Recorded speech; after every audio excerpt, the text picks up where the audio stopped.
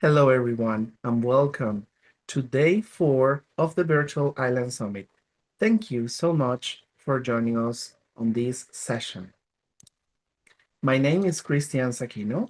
I am the Director of Operations at Island Innovation, and I am from Margarita Island in the Caribbean, but I'm currently based in the beautiful coastal city of Vigo in Galicia, northwest Spain. I'm pleased to be here presenting this session. Island Innovation is a sustainable development consultancy, primarily focusing on islands. Our services include events, strategic communications, and capacity building. We are trusted by clients around the globe, and if you're interested in learning more about our work, please reach out to us by using the contact information that is going to be available in the chat shortly. Before we begin, you should see a poll appear right about now on your screen. There we go. So please take a few minutes to answer these questions. We want to get to know you better. Let us know what region you're connecting from, what sector you belong to, and what industry you belong to. While you answer the poll, let's speak a bit about this session, which is titled From Islands to Impact, How Subnational Island Jurisdictions Are Advancing Practical Climate Action toward COP30.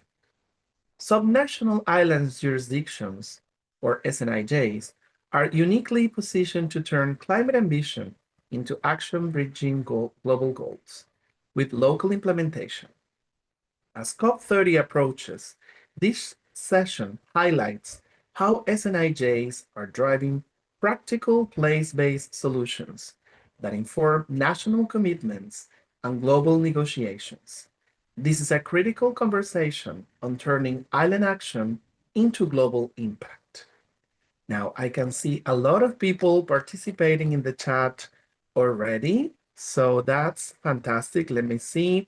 We have people from Dorset, from Oslo, from Ohio in the USA, hello, from Nigeria, from Trinidad and Tobago, from San Miguel in the Azores, from Gran Canaria, from Tenerife, from Scotland, St. Kitts and Nevis, Turks and Caicos, Russia, Reunion Island, Bonaire, Ireland, Malta, Madeira, Scotland, Bali, Bermuda, Singapore. Thank you so much for joining this session.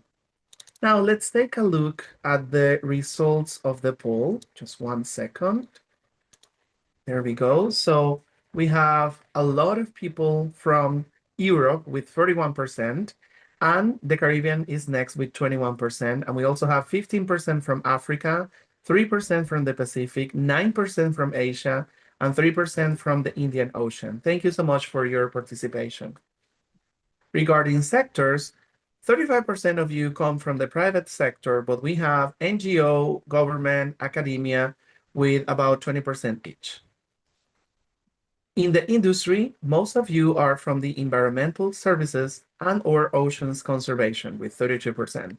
The rest is distributed between other industries such as tourism, events management, energy, management consulting, and finance. All right, so I invite you to please make use of the chat function to introduce yourself and where you are joining us from. You can make any comments during the session, but if you have any questions, please make sure that you use the Q&A box. We will do our best to make sure that we can address as many as possible upon the Q&A part of the session. Now, without further ado, I would like to invite our dear moderators, Vanessa Torre from the government of Curacao, and Bianca Peters, Special Envoy for Bonaire, St. Eustatius, and Saba, to come on stage to start this session. Vanessa, Bianca?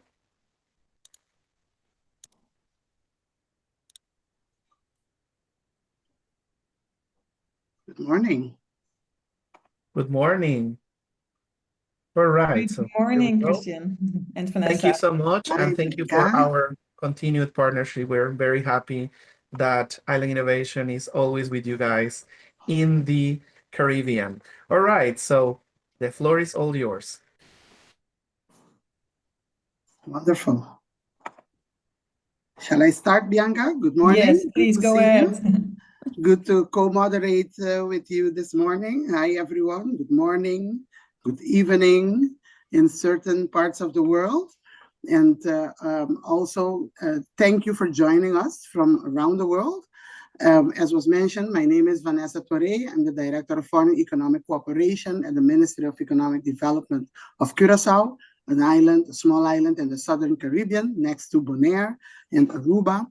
And I am honored to co-moderate this important conversation alongside Bianca Peters, liaison for the Cabinet of the Special Envoy for Bonaire, St. Eustatius, and Saba to the EU, UN, and Latin America and the Caribbean. The concept of subnational island jurisdictions, SNIJs, emerged from a shared reality faced by islands around the world. They are on the front lines of climate change, yet their voices and needs are often overlooked. In 2024, Curaçao, together with the Special Envoy for the Best Islands and also Island Innovation and other partners, began building a global coalition of SNIJs to raise awareness and advocate for change. In May 2025, this year, during the Sustainable Islands Forum in St. Kitts and Nevis, especially in Nevis in this time, they launched or relaunched the Joint Declaration on Finance for Climate Resilience in Subnational Island Jurisdictions, uniting islands across regions and bringing their cause to the global stage. The goal is clear: formal recognition of SNIJs, of subnational island jurisdictions in UN climate processes, access to dedicated climate finance, and partnerships for innovation and resilience is what we will be bringing at COP30 in Belém. Curaçao and all its partners, together with Bonaire and all the other islands that are already joining this movement, will present this declaration to the world, ensuring that no island is left behind simply because of its constitutional status. I'd like to pass the word to Bianca to initiate our fantastic panel that we have. Yes, thank you very much, Vanessa. And indeed, it's quite an endeavor if you were mentioning it like this, what we did over the last couple of years to make sure that our islands, our subnational island jurisdictions don't fall between the cracks. And it's quite a challenge because, of course, we do have a lot of small island developing states in the world, SIDS, also called SIDS, and none of us, our 6 Dutch Caribbean islands are SIDS, unfortunately, and this is actually why we, together with Island Innovation, initiated this initiative to make sure that also the subnational island jurisdictions have a opportunity to eventually get international funding for challenges that we all face as islands. So I'm very happy also with this event today. And it's a true privilege to announce the first speaker. It's an opening keynote by the Premier of the Cayman Island government, Mr. André Ebanks, and it is pre-recorded. So enjoy, everybody.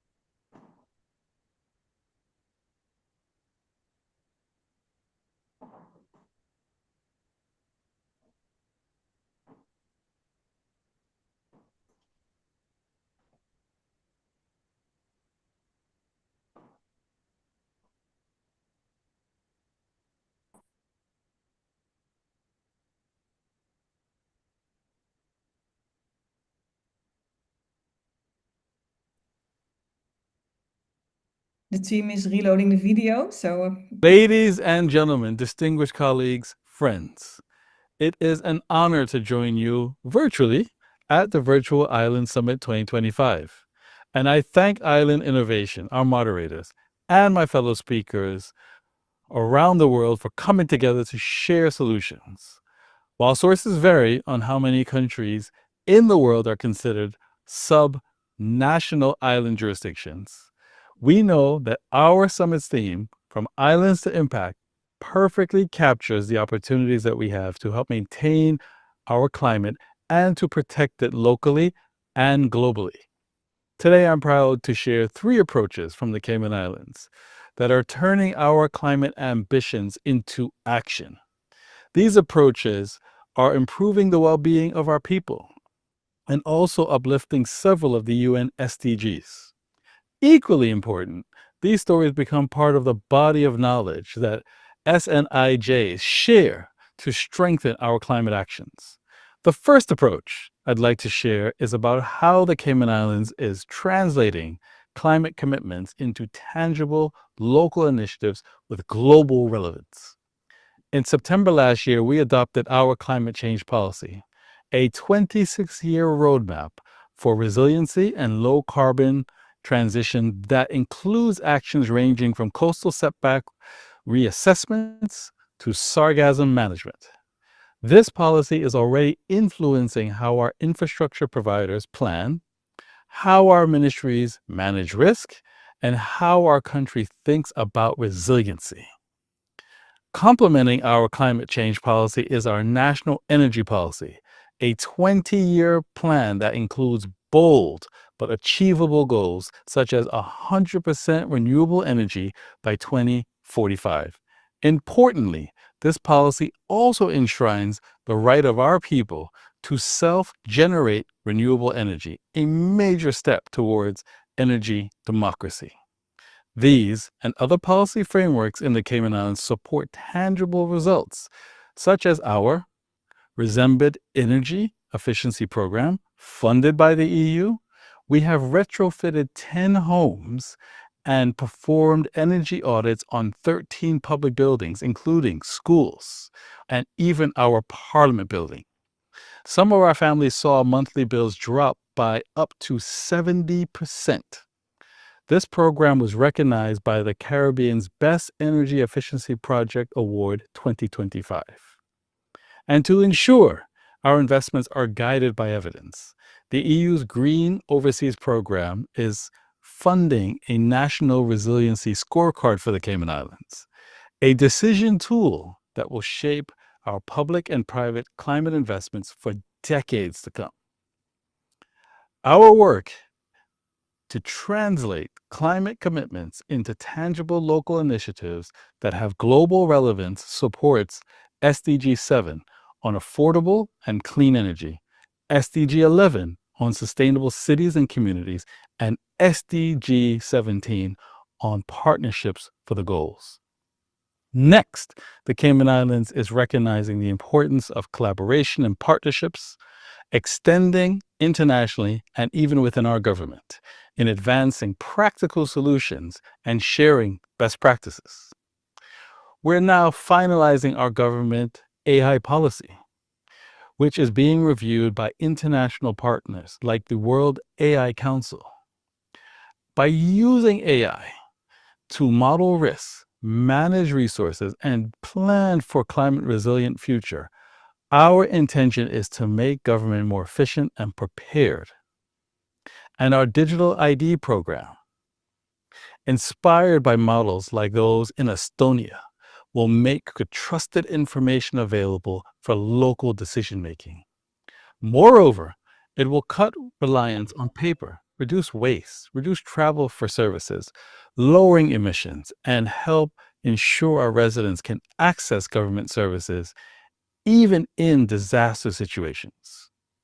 By recognizing the importance of collaboration and partnerships, the Cayman Islands is again supporting SDG 17 and SDG 9 on industry innovation and infrastructure. Lastly, we are inspiring the Cayman Islands' next generation of leaders and communities to actively shape climate action and policy, because none of our achievements and plans matter without people, especially our youth. Besides AI-related positions, government has also created junior positions in technology innovation and cybersecurity within our civil service. And our young Caymanians are delivering real results. They're digitizing health regulatory processes. They're developing digital tools for the police that strengthen public safety, and they're enhancing government websites for accessibility. Beyond technology, we have invested in climate literacy and youth empowerment. Caymanian students take part in COP negotiations each year. Our high school climate and energy challenge has engaged students to design their own solutions. And we are embedding climate resiliency into schools and public campaigns, ensuring no one is left behind. And by inspiring the Cayman Islands' next generation of leaders and communities to take an active role in shaping climate action and policy, we're embracing SDG 13 on climate action, among others. Colleagues, we have many examples among SNIJs that island-led climate action is powerful and effective. From islands to impact, subnational island jurisdictions can turn ambition into outcomes and outcomes into global influence. And when we all share our challenges and achievements, we help a world that urgently needs to thrive within a changing climate. Thank you, and may God bless you as we work together for a resilient and sustainable future, not just for the Cayman Islands, not just for the Caribbean, but for the world. God bless.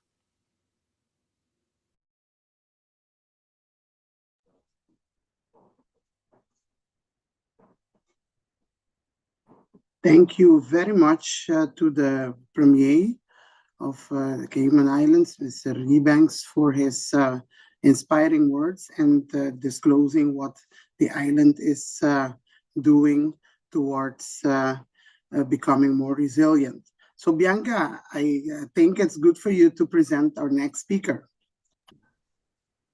Thank you, Vanessa. And indeed, it's a great pleasure to announce our next speaker, Mr. Eike Krips from Spicht Dutch Caribbean, and he will guide us through what actually SNIJs or SNIJs are. So Eike, please, the floor is yours. Thank you very much, Bianca. Thank you very much, Vanessa. I hope, and thank you very much all other attendees. I hope you can hear me well. Yes. Yes, we can. Thank you very much for confirming, because I was, as you could have seen in the beginning, struggling a little bit with my new headphones, so I wasn't sure about it. Okay.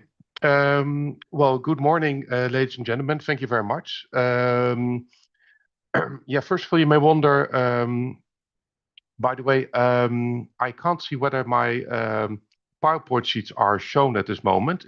Are these shared? They will be shared. Yeah. Okay. Okay. Well, if shared, then we can just go to the first sheet. But you may wonder why a lawyer is speaking at this seminar. And that is because the whole subject of sustainability and the restrictions which SNIJs, which were already now briefly introduced, often encounter, they also have undeniably a legal dimension. And a brief information, I'm a lawyer from the Netherlands, but I practice also in the Dutch Caribbean. And that's why especially the relationship legally between the Netherlands, where I'm from, and the Dutch Caribbean is one of my specialties. And that's why today I will also refer quite often to the Dutch Caribbean island as an example in relation to the SNIJs. I have the challenging task today to guide you in 10 to 15 minutes through the relevant aspect of SNIJs and sustainability, which means the legal obstacles which SNIJs encounter when trying to obtain financial support and other support for climate mitigation measures. So this will be very high level, and I will speak fast, but I will try to speak not too fast. Sometimes I will refer to the climate change treaties.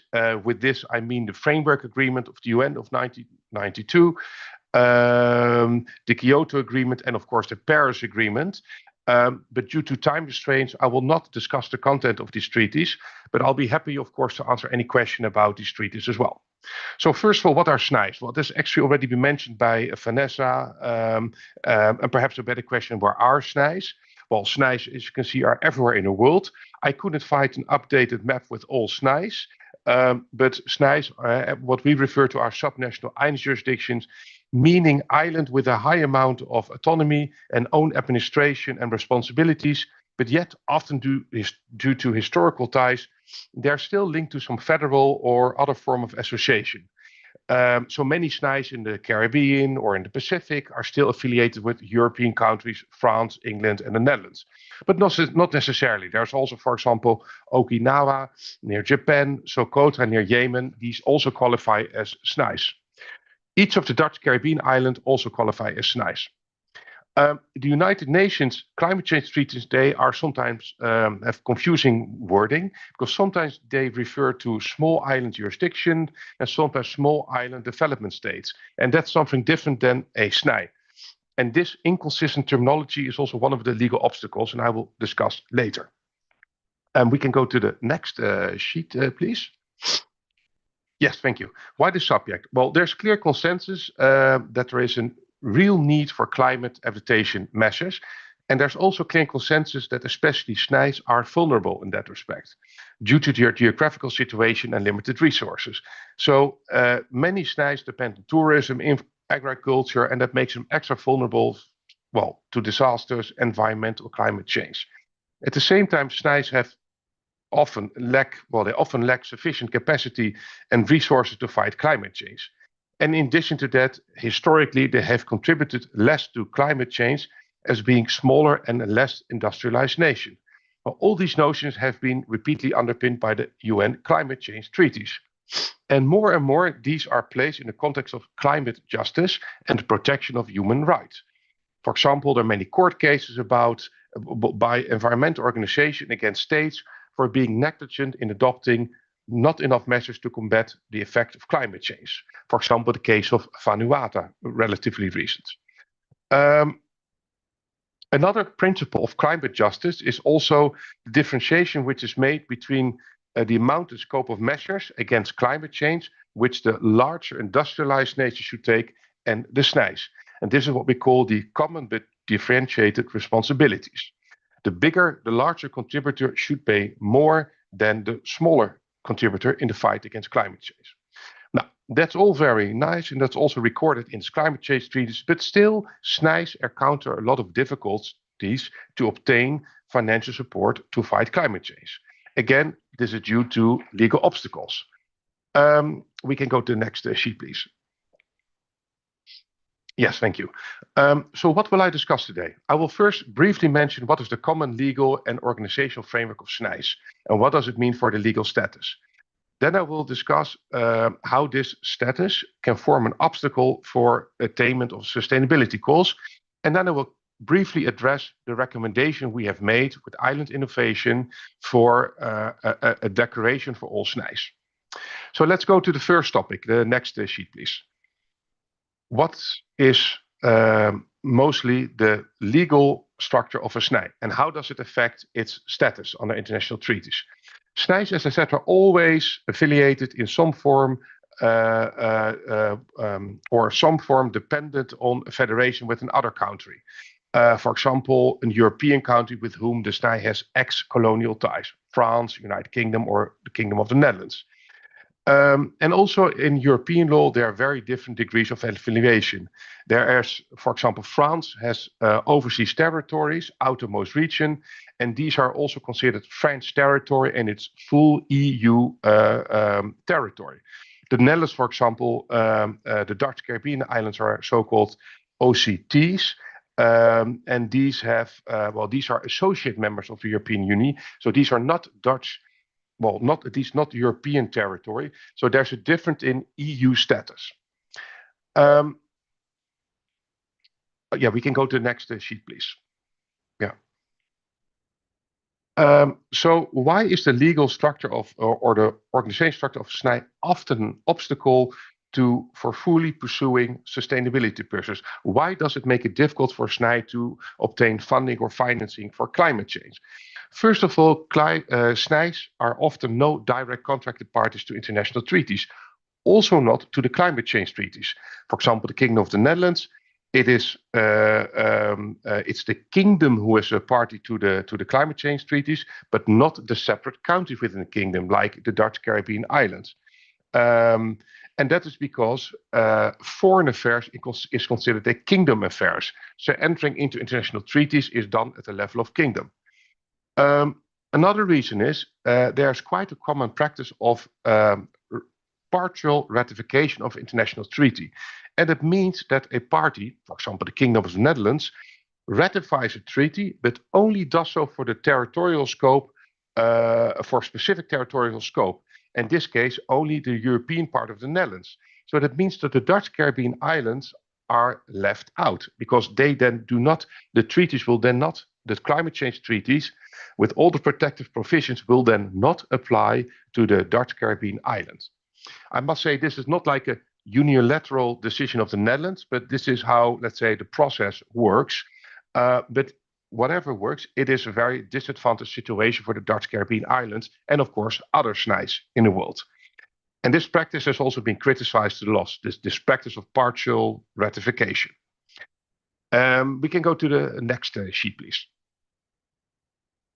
Another reason is, and I will not go into detail about this, there's not always sufficient involvement and or representation of SNIJs during the negotiation of international treaties. And this especially applies to EU treaties.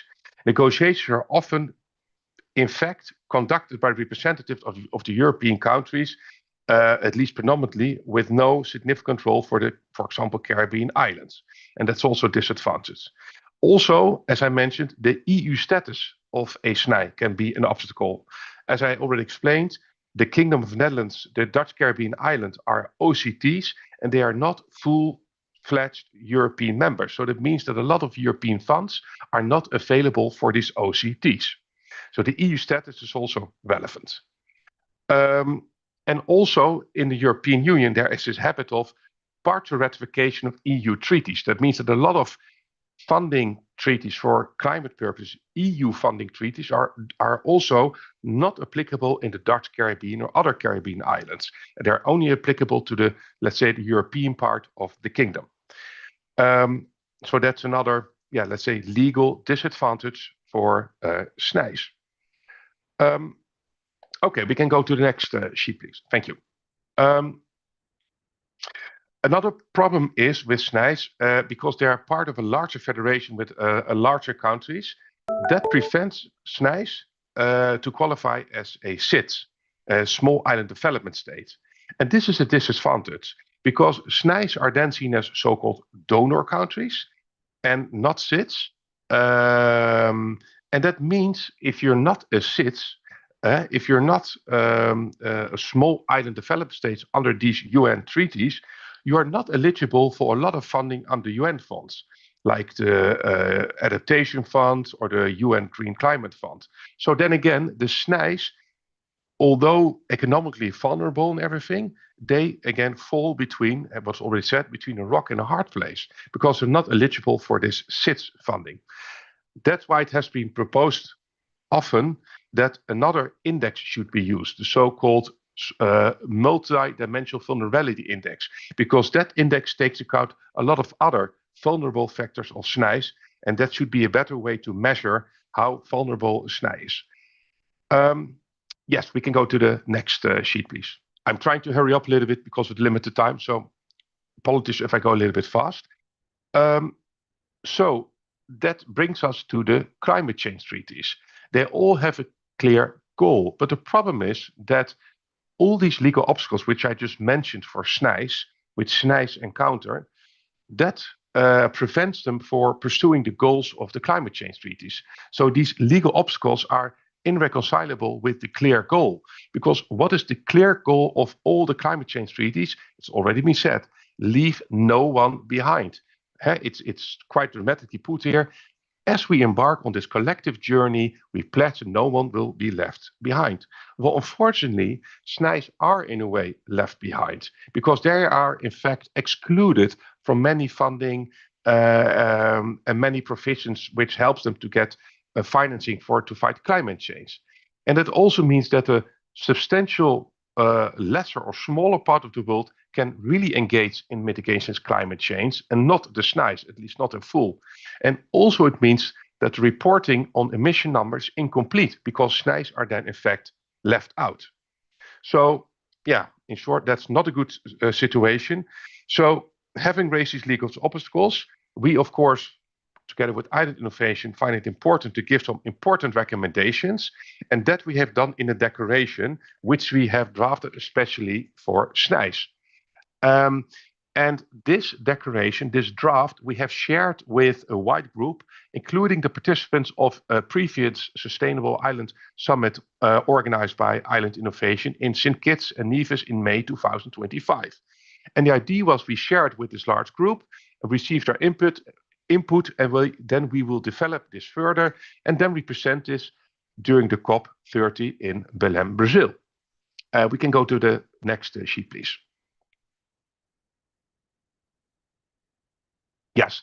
So what is this joint declaration for SNIJs? Well, the idea is that we identify the legal obstacles, which I just briefly discussed, that we convert it into real action, that we create a real legal framework so that we push and force nations to go ahead and acknowledge the difficult position of SNIJs, and that we enhance a good collaboration between SNIJs all over the world. And then, as I said, we can present this as a joint declaration at, amongst others, the COP30 event. The next sheet, please. What are the main items for the declaration? Well, first of all, and I guess we'll be happy to share it with you, this draft declaration. The main items are that certain core principles should be recognized, that SNIJs are more vulnerable to the effects of climate change, that they have historically contributed substantially less, that they're smaller in size and therefore have less financial means available, and that they encounter all kinds of legal obstacles. That will be clearly recorded in writing in this declaration. Next sheet, please. The other items which we recorded in the declaration is, well, these are, let's say, our recommendations. There are more than what I just mentioned, but these are the main recommendations. First of all, we recommend change this practice of partial ratification of climate change treaties. Ratify your treaties for the entire kingdom or the entire group of nations. Do not exclude SNIJs. Give direct access to climate funds. Simplify the application process for financial support. Make sure that EU status is irrelevant for climate litigation and it does not form a problem. The next sheet, please. Yes, create a different category of vulnerable countries in addition to the SIDS, because as I mentioned, the SIDS, SNIJs do not fall in this category, so there should be a different category acknowledging the vulnerable position of SNIJs. Use different metrics to make sure that SNIJs are also eligible under the UN climate change treaties. Make a framework for this, what we call common but differentiated responsibilities, idea for SNIJs. So make sure that SNIJs, being smaller, have to contribute less than the larger industrialized nation. And encourage partnership with international organizations. And the next sheet, please. Yes, establish a dedicated research and monitoring framework and establish the expert committee on financial support for climate adaptation measures by SNIJs. These are very high level, our recommendations in the declaration. And we already received very useful input from many participants. Yes, well, we found this very important to share this with you. And I think that brings my presentation to an end. And I thank you very much for your attention. And I hope you could follow everything despite of my speed. Thank you. Thank you, Eike, for a very brief but insightful presentation about the concept of subnational island jurisdictions. You provided the context on the formal and organizational obstacles SNIJs face in accessing finance for sustainability. You highlighted the key aspects of the joint SNIJ declaration introduced in Nevis and how it relates to COP30 objectives. And of course, you also explained us how strategic engagement through the SNIJ Climate Coalition could be engaged. Our next speaker is Dae-Young Young, Director of Asia Climate Change Education Center, Professor of Environmental Sociology, Jeju National University in South Korea. Professor Jae-young will explain to us how local climate education translates into practical action and how Jeju's unique autonomous status informs its climate strategies and how subnational leadership can influence national and international climate policy.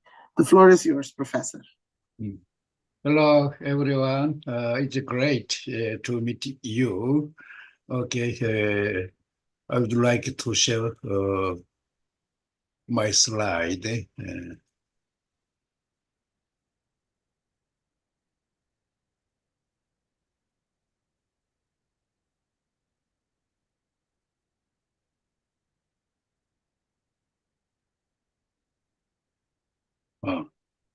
Okay, can you share my slide?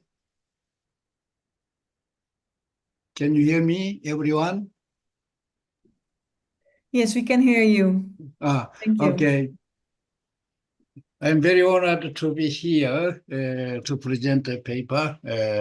So first of all, I would like to give my deep thanks to the organizing committee for giving me such a great opportunity. So my major is environmental sociology, maybe very unfamiliar terminology, some of you. So it's, environmental sociology is an approach to environment from social science perspective. For example, the main focus is the research on the mutual relationship between environmental and the human socio-economic system. Okay, so today my presentation is, the topic is, as you know, the sustainable development is the current and the future ideology and the practice for socio-economic development in a way to coexistence with nature. However, even though the sustainable development has been promoted for a long time from the 19th, however, we still have a lot of natural disaster, climate change, so many things.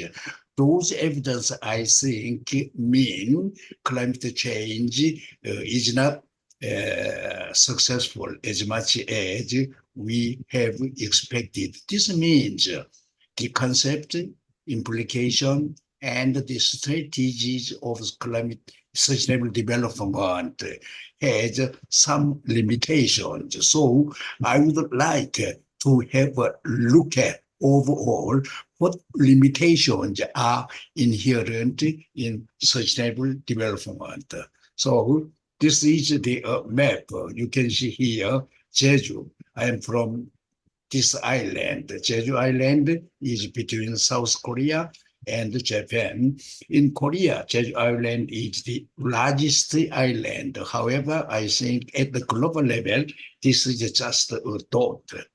All right, this is the whole outline I would like to present. The first part is the background to the emergence of the idea on sustainable development and the emergency process. And after sustainable development emerged from the WCED, however, in social science, we had lots of debate on sustainable development in the 1990s. For example, whether sustainable development is useful or not, hot debate. Based on, as the main point, I would like to explain how to overcome the limitations inherent in sustainable development. However, I think this session has very limited time, so I would like to skip part 1, 2, 3, because most of you are expert of sustainable development. Okay, I would like to skip everything.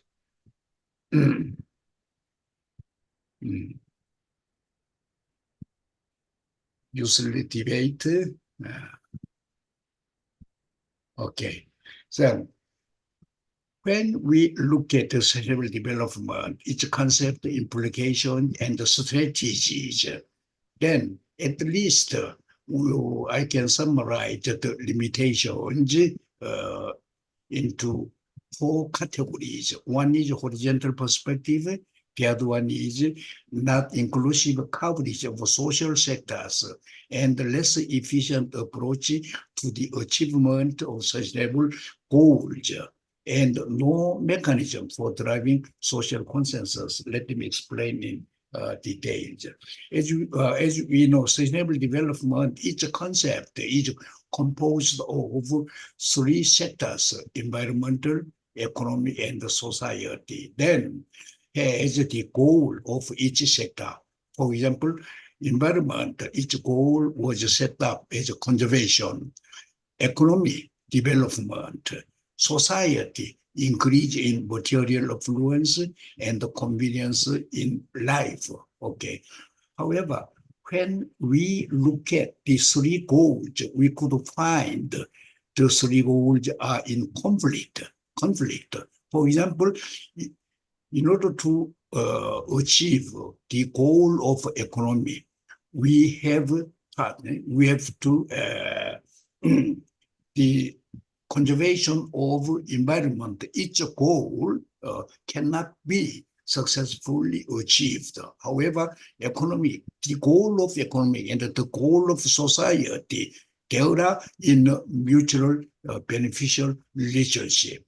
So, according to the sustainable development, its concept, the three goals are equally important.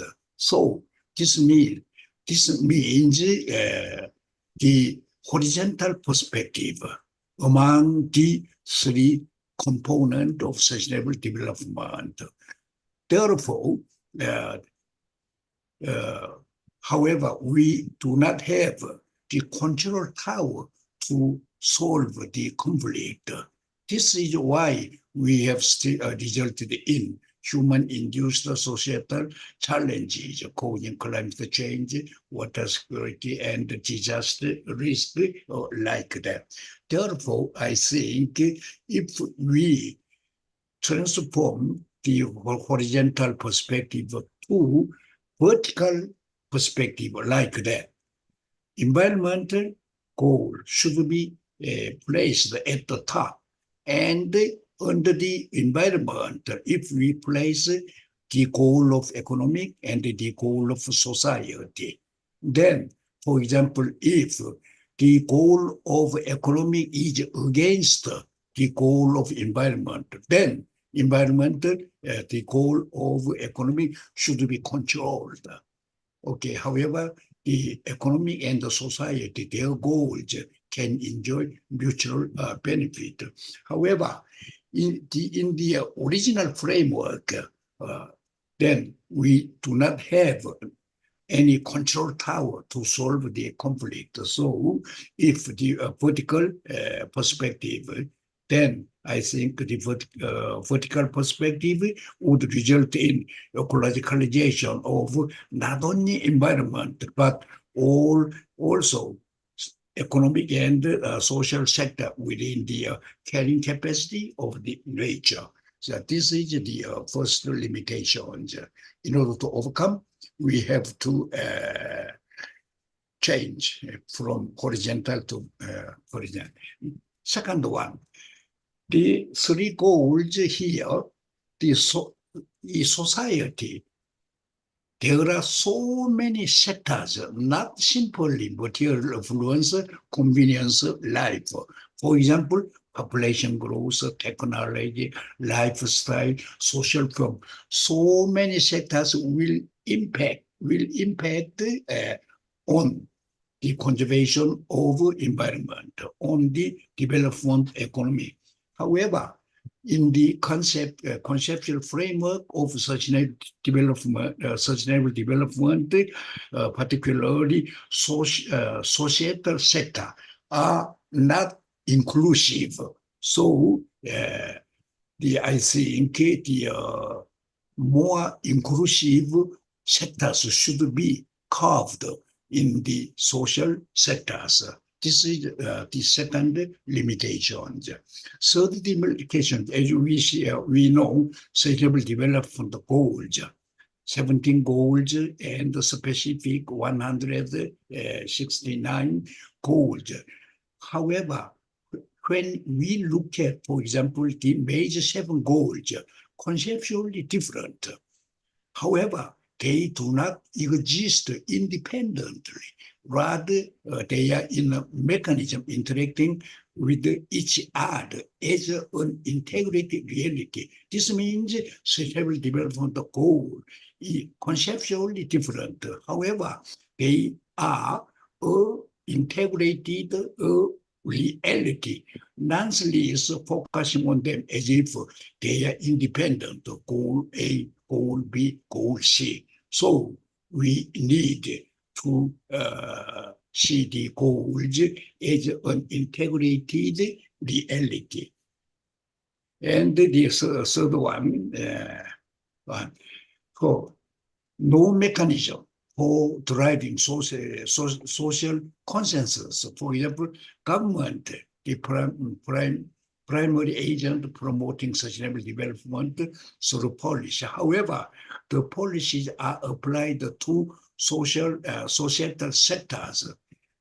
For example, enterprise, they are promoting green management.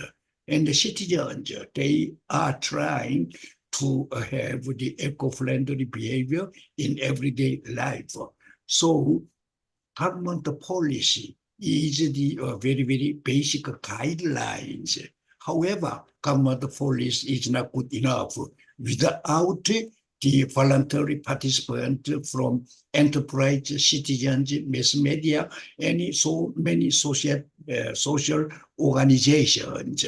Non-SNIJs, the sustainable development do not have institutional mechanism to draw the social consensus among them.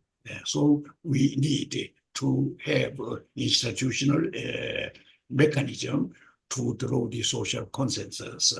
So the 4 are the narratives. Then the concluding remark is the economic balancing economic growth and sustainable development within carrying capacity of nature. If the nature is exceeded, their carrying capacity, sustainable development cannot achieve. So this is the mechanism, nature being polluted, destroyed. I mean the process of nature where the carrying capacity is exceeded. Here, nature, and on left side, we humans. Then we have the production process as an intervening variable between nature and humans. Then the interaction between nature and the intervening variable, and the so many things between intervening variable and the humans. So then according to the World Resources Institute, this research institute has conducted a research for measuring the carrying capacity of nature. This research has been conducted in 2000. Then at the global level, our nature is exceeded its carrying capacity by 2.5 times. And I used this analytical model and applied to South Korea. Then I reached a conclusion. South Korea is exceeded by 9.5 times in 2003. Okay, this means our Earth, all right, then the limited number of passengers is 100 hours. However, the exceeding 2.5 times means 250 passengers are on a boat with a limited number of passengers of 100. This is the current status. Okay, and then how to solve the Professor De exceeding? Jong. Okay. Okay. Thank you. Yes. I'm sorry. May I ask you to wrap up your presentation? It's very insightful. The thing is, we have to also ask our other two speakers to give their All right, presentation. sorry. And it Okay. would be wonderful if you can share your presentation if possible, because I see in the comments that quite some people are interested in this presentation. So Okay. it would be wonderful if you can share it. Yeah. Thank you. Thank you very much. Yeah. Do you have maybe some closing words for us? Yeah, okay, yeah. Yes? The final just one picture here. This is Titanic. Okay, this is Noah's Ark in Christian Bible. A symbol. Titanic is a symbol of industrialization. This one is in agricultural society 300 years ago. I think luxury Titanic. And this is a poor and a small boat in agricultural society. So I think if we continue enjoying Titanic, then sustainable development cannot be achieved.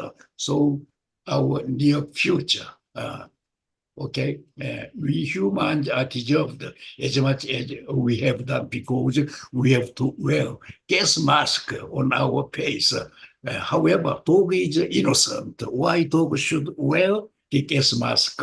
The reason is very simple. Unfortunately, they are living with humans in the same era. Thank you very much for your kind attention. Yes, thank you so very much, Professor Jae-yong. It was wonderful to understand better what sustainable development entails, and thank you once again very much. Yeah, thank you. Without further ado, I would like to go to our next presenter, Mr. Philippe Reinhag, Regional Commissioner of Gotland and President of the Conference of Peripheral Maritime Regions, CPMR. Mr. Reinhag, the floor is yours. Thank you so much, and thank you to the previous speakers for very insightful and interesting presentations. I will take a lot of your messages on board in my future work. As already said, my name is Philip Reinhag. I'm a councillor or commissioner. The translation is quite difficult to do in the Swedish setting. On Gotland, the only island region of Sweden, but I'm also currently the president of the CPMR, which is an organization gathering some 150 coastal and island regions from all across Europe and beyond, advocating for the peripheral and maritime regions' needs, but of course on islands as well. But I will try to give you some insights in the Gotland setting on what we have done according to the Paris Agreement and our efforts to reach the goals on reducing emissions and protect biodiversity and all of the other very important stuff. And I will end a bit with the CPMR work ongoing on advocating the island needs. I'll start with Gotland, because on Gotland we decided quite early on that in order for us to be successful, we need to be very systematic, strategic, and work together with academia, business, government, the EU level, the national level, the civil society to be able to have a chance of reaching our goal set of being fossil-free totally by 2040 and in line with the Paris Agreement. And first of all, what we did was to assess very detailed what areas are the most crucial to address to reduce our emissions. And I don't think that they are of any surprise to none of you. As an island, it is, of course, transportations with a high dependence on ferries and aviation. Our island of Gotland is built on limestone of quite exceptional quality. So there is a large production of cement. And as you know, the production of cement is a high emitter of CO2. And of course, agriculture, tourism and transport on the island are also other areas where our emissions are high. And I would like to give you an example where we used our local prerequisites and circular economy to approach our issue. Because Gotland is an agricultural intensive economy, and that makes biogas a very natural fit. On Gotland, the biogas is primarily used as vehicle fuel, with residues returned to fields as fertilizer, creating a closed loop. While larger mainland producers focus on vehicle gas and industrial use, and European farms often generate on-site electricity and heat, the model on Gotland demonstrates circularity in action. A second area where we have worked intensely is on energy efficiency. we can't just produce more energy. We also need to really think hard on how we use it and where we use it. So housing and commercial units utilize local biofuels and electrical heat pumps with ongoing energy efficiency improvements in public buildings. And those biofuels and electric heat pumps are now standard. With ongoing efficiency upgrades in public buildings, and all of them are financially viable and replicable. And I think this is quite crucial to address, because we can think of different solutions, but in the end, many of them must work on a market where there are buyers and people asking for the services or the things that are being sold. A third area we have worked on is then the energy sector. We know very well that islands are often have difficult settings regarding the energy, and the history is nothing less on Gotland. But we set an aim to set a benchmark for a sustainable transition, but our success depends on the grid and cable capacity. We need to expand the island's grid and its connection to the mainland and on the island as well, in order for our cement factory to be able to make the transition. And we need to increase the offshore wind power production in order to also increase the production of energy. Because if the cement plant is to electrify its productions, we are going to triple our energy use on Gotland. A second part of this is the stakeholder coordination. We need to align better national, private and local efforts, and especially for the heavy industries. The cement industry accounts for half of Gotland's energy use and over 75% of its emissions. We are going on to transports. We are working and have been doing for many years, working very closely with both the aviation industry and our local ferry company, driving the ferries to and from the mainland to make fossil-free transportation, both for aviation and ferries, possible. Research and development of electric aviation and hydrogen for the ferries will be crucial in order for us to reach our target of being fossil-free in 2040. And since we can't go by train, we can't travel to the mainland by cars, we need to put our efforts into making ferry transportation and aviation fossil-free ASAP.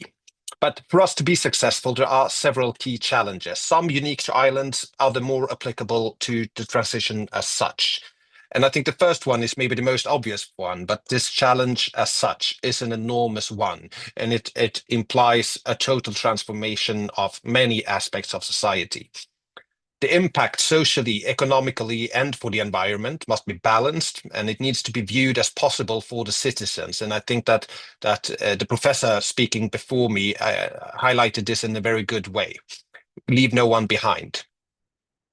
Third thing I would like to mention is the need for coordinating key players, because we need to march quickly and we need to march aligned, challenging both regulations, frameworks and legal hinders. And here islands, I believe, can play a very important role in being sort of regulatory sandboxes where we can try new solutions that could be scaled up in larger settings.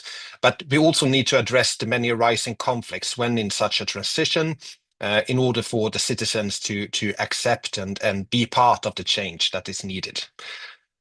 Gotland's practical solutions with biogas, energy efficiency and transport innovation show what is possible, and the next step is scaling these successes, overcoming infrastructure and coordination hurdles and ensuring all stakeholders can participate in the green transition.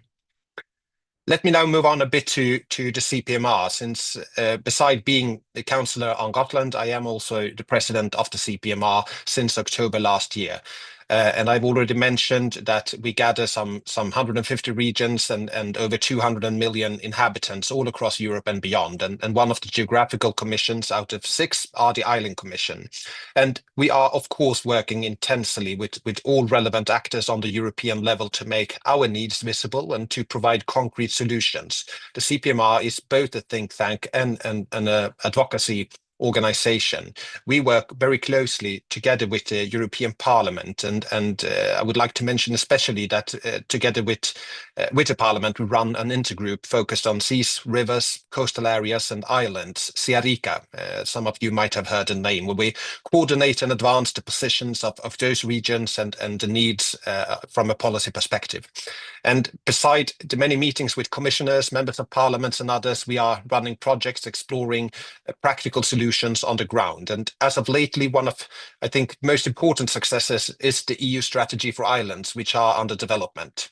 For long, the CPMR have called for a comprehensive framework on how to adapt policies to the territorial needs and specificities. And I think this is a great opportunity for islands to enter into this debate on how we can level the playing field for islands.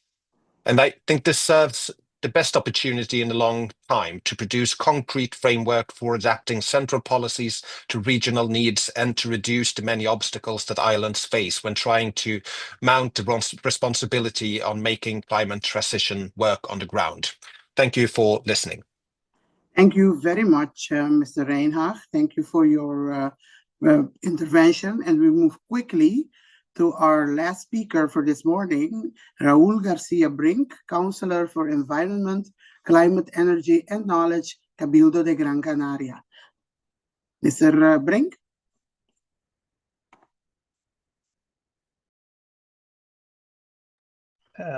Thank you very much, Vanessa. I will try to share my my presentation.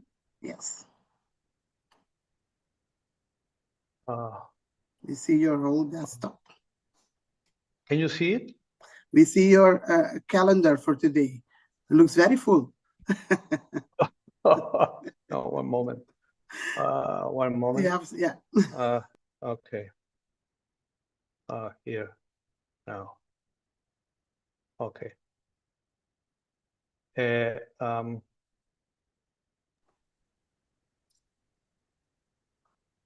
Can you see now my presentation? We see the presentation, but it's not in presentation mode, in presenter's mode. Okay. Yes, So, thank you. Thank you very much. It is a pleasure for me to be here in this interesting panel. I'm the counselor, yes, for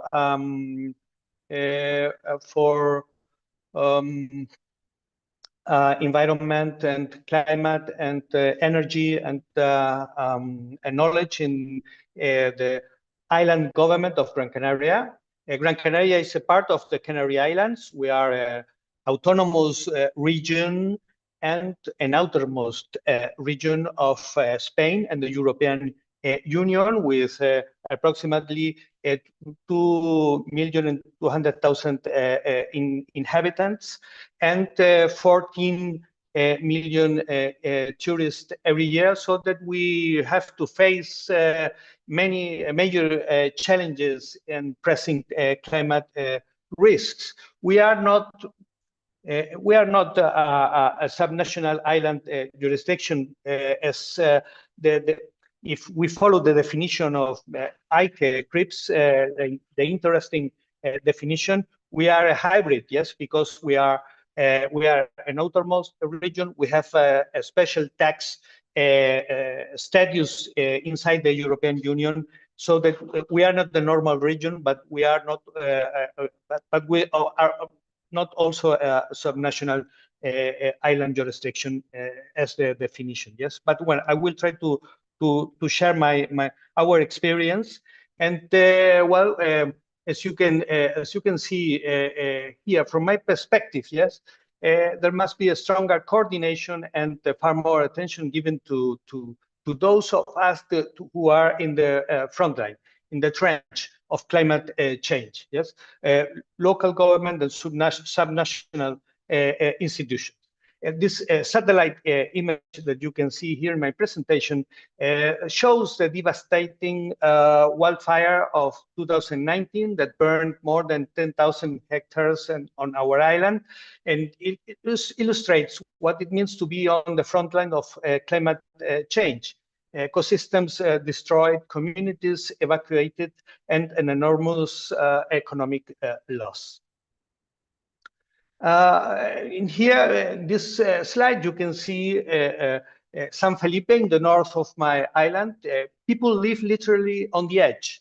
Every storm, every tide is a direct threat to the population, as you can see here. And this is what living in the trench of climate change looks like. Often in COP negotiations and national strategies, islands are sidelined. And there is a lack of coordination, and local governments are forced to act like climate snipers, working alone with limited resources and taking precise but isolated shots at the crisis instead of being part of a coordinated army. But local governments are where climate ambition becomes action. And in Gran Canaria, we choose to act. We call it our eco-island vision. It is broad, and it includes food sovereignty, energy sovereignty, and also social equity. But today we'll focus on 3 pillars directly linked with climate action: clean energy, our clean energy transition agenda, our climate adaptation strategy, and our circular economy strategy. You can see in this slide a visit of the board of FEDAREN, the European Federation of Energy Agencies, to our to the construction of our Chira-Soria pumped hydro project that is now under construction. It is a 200 megawatts facility, energy storage. This very important for us for our energy transition, and it will provide 36% of our peak demand. And alongside, we are also installing photovoltaic plants on public buildings, and we have now approximately 6 megawatts installed in the Cabildo facilities.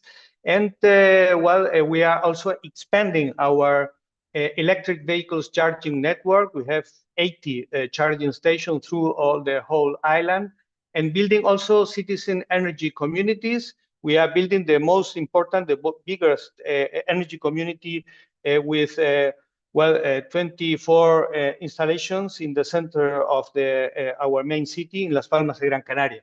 And we are also developing energy communities in industrial areas. We are also exploring new frontiers with deep geothermal energy, agrovoltaics, and also seawater hydro pumping.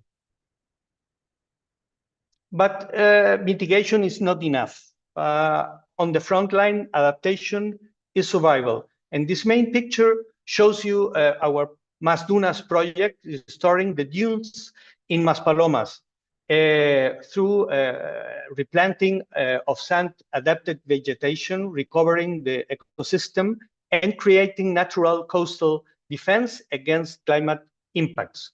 We are also working on the Life Costa Adapta. It is testing a tidal pool reef to protect the coast and marine life.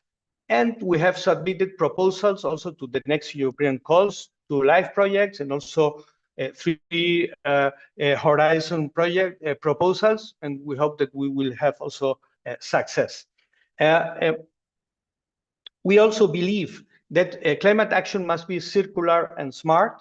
This is our Alerta Gran project, our smart emergency system for real-time crisis management combined with artificial intelligence wildfire detection. We are part also of Circular Ocean, a European project turning marine litter into resources, and textile circularity, rethinking textile and business models across the Macaronesia. And now the first biomethanization plant in the south of the island is under construction. It will process 35,000 tons of organic waste every year, organic waste from hotels, and that will go to this plant, and they will return to the hotels as biogas and fertilizers for their gardens, closing the loop between waste, energy, and food sovereignty. Being on the front line means that we are not only victims of climate change, we are also laboratories of innovation. This picture shows a Horizon Europe Natalie workshop where citizens co-designed sustainable urban drainage system for the Maspalomas Lagoon. It is an example that islands can be laboratories of innovation, not only technological, but also social innovation. But we cannot do it alone. As we look ahead to COP30, island voices and subnational governments must be integrated into global outcomes, because without the front line, there will be no global victory. Gran Canaria is ready to share, to learn, and to scale solutions with other islands and partners worldwide. Thank you very much.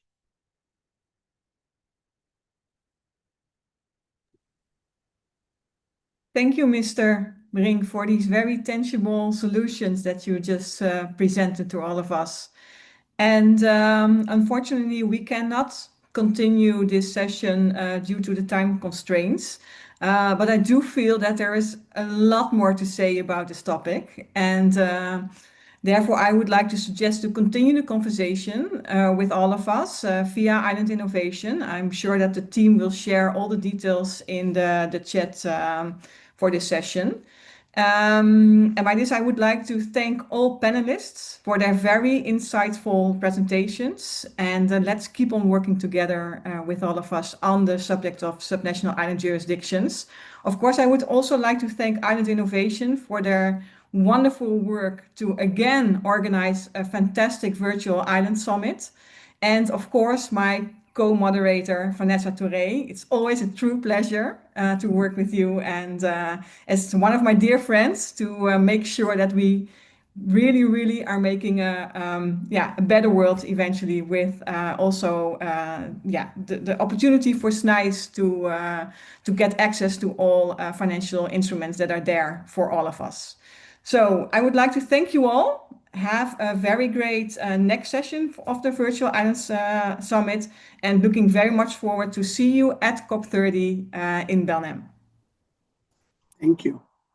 Thank you so much, Bianca. Thank you so much, Vanessa, Raul, Aiki, Professor Dai, everyone that participated on today's session. I want to recap some messages for you. So we have an energy session that is coming up right after we close. So the attendees will still have some time to prepare for that session in 45 minutes. Well, we will be on the green room right now. But I want to also mention that we are hosting the Global Sustainable Island Summit 2026 in beautiful Gran Canaria. We are partnering with the Cabildo of Gran Canaria, and we had Raul Garcia Brink with us here from the government of Gran Canaria. And I also wanted to mention that now that the Macaronesian region and Europe will take the spotlight after this year's experience in St. Kitts and Nevis and last year's experience in Prince Edward Island. The summit will be held from April 20th to the 22nd, 2026, and we will be discussing solutions and advancements in sustainability. Please note that all attendees of the Virtual Island Summit can get an additional discount on the early bird ticket using a special coupon that is being shared in the chat right now. And also, don't miss the opportunity to enroll in the new Island Innovation course, Sustainable Islands, Strategies, Finance, and Leadership for Innovation. Take a look at the link in the chat for more information. Thank you, everyone who has attended and who has remained until the end of this session. Please don't miss this session called Clean Energy Innovation and Community-Led Transitions on Island, starting in a few minutes. And thank you, everyone. We will see each other at the next session. Thank you to all of our team.